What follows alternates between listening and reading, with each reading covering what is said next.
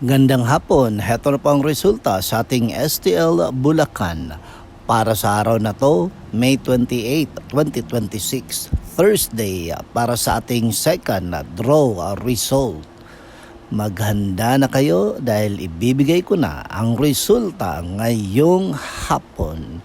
At para naman po sa ating STL Bulacan second draw result, ang resulta ngayong hapon ay ang kombinasyong ito.